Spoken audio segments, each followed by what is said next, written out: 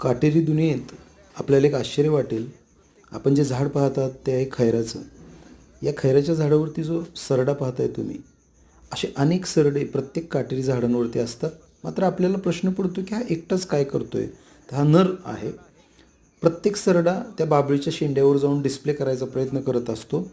या खैराच्या झाडाची आठवण आपल्याला पान खाताना होत असते. आपली जीभ लाल झाली की आपल्याला वाटतं की याच्यातून आपल्याला काहीतरी मिळालं. तोच हा खैर.